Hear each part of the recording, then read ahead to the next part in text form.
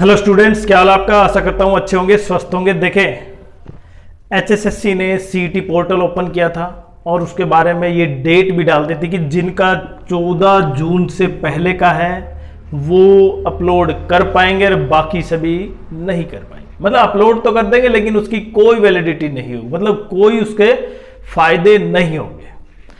अब कहीं ना कहीं देखिए, प्रत्येक बच्चा ऐसे कितने कैंडिडेट है और उससे रिजल्ट पर क्या इंपैक्ट पड़ेगा, ये सबसे बड़ा इश्यू है। कि अगर ये चीज ऐसे ही चली, क्योंकि आप ये समझ पा रहे हैं 80% से 90% तक बच्चे ऐसे हैं जिन्होंने, मैं रिजर्व कैटेगरी कैंडिडेट की बात कर रहा हूं, जिन्होंने यूआर से फॉर्म भर दिया। वो सोचे थे बाद में चेंज हो जाएगी क्योंकि मान्य कोर्ट के थ्रू भी गए थे बच्चे, लेकिन एक्चुअल में वो इसलिए नहीं थे कि उन्होंने बनवा नहीं पाए। क्यों? क्योंकि वहां पर वो पोर्टल में कुछ इश्यू थे जहां पर बनवा रहे थे, इसलिए वो टाइम पर नहीं निकल पाए। एक तो समय सीमा इतनी नहीं थी कि 1 महीना हो, इससे बच्चों में कहीं ना कहीं वो बनवा सकते थे। उसकी लिमिट भी तय कर दी थी कि इतने लिमिट तक, मतलब इतने समय के बीच आपकी सर्टिफिकेट रिजर्व कैटेगरी की बीसीए, बीसीबी और एससी एसटी जो भी है उतने के बीच होनी चाहिए। हालांकि एससी एसटी के लिए कोई इश्यू नहीं है। अब अगर ये कैंडिडेट, देखिए कितनी बड़ी संख्या है ये, 14 लाख, 12 लाख, 14 लाख में से अगर 80% कैंडिडेट यूआर में चले गए तो रिजर्व कैटेगरी में जो बचे कैंडिडेट, उनके लिए तो केवल क्वालिफाई मार्क्स से ही उनका सिलेक्शन हो जाएगा। वो चाहे फिर ग्राम सचिव की पोस्ट हो, मंडी सुपरवाइजर हो या किसी भी पोस्ट के लिए, उनके लिए आसान होगी बहुत ज्यादा। इसका एक तो फायदा उन कैंडिडेट को है जिन्होंने पहले रजिस्टर कर दी थी। अब जिन्होंने रजिस्टर नहीं की, उनके लिए क्या विकल्प हो सकता है? देखें, ऐसा नहीं होना चाहिए क्योंकि जब सरकार ने समय दिया कि अपनी चेंज कर पाएंगे। हालांकि नोटिफिकेशन में इससे संबंधित ऐसा कोई नहीं था, लेकिन मान्य कोर्ट के थ्रू गए थे बच्चे, इसलिए कोर्ट के जो आदेश था उसका मान भी कर लिया एसएससी ने, एचएसएससी ने, और दे भी दिया।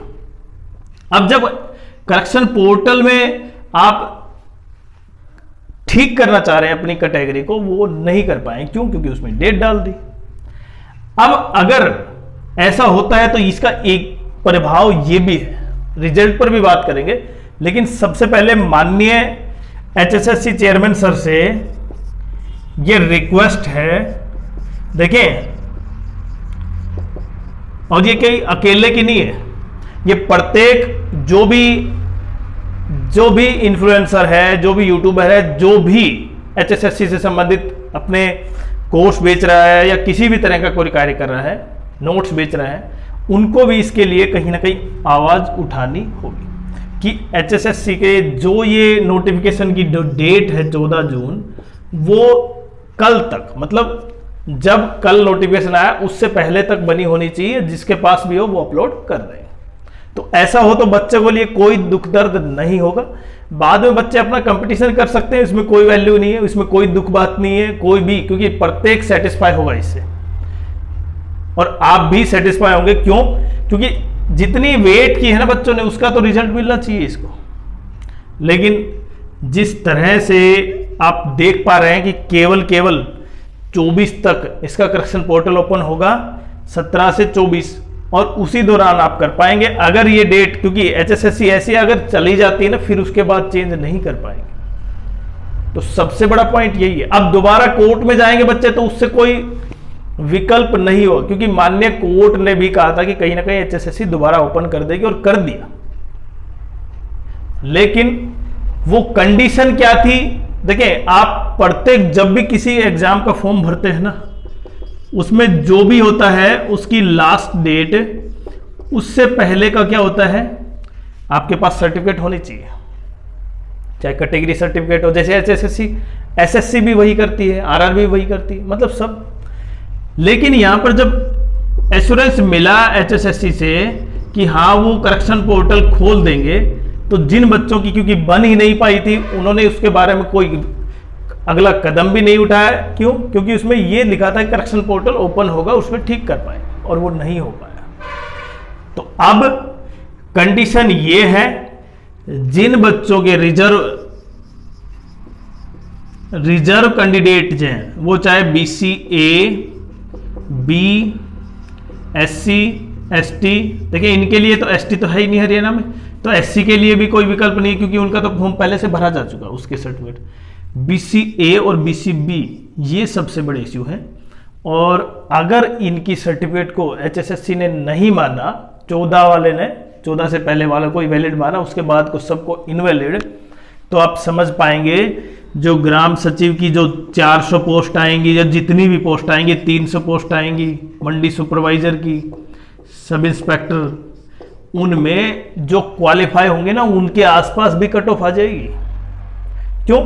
एक तो देखें हरियाणा पुलिस जो कांस्टेबल का पेपर है ना उसमें क्वालिफाई चाहिए आपको कैटेगरी वाइज, वो तब जब सब अपलोड कर दे तब।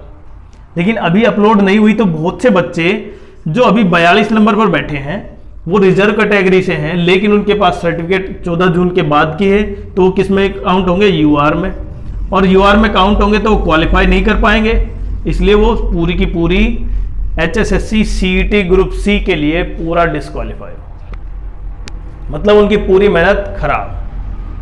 हालांकि मेहनत तो नहीं कहूंगा, क्यों?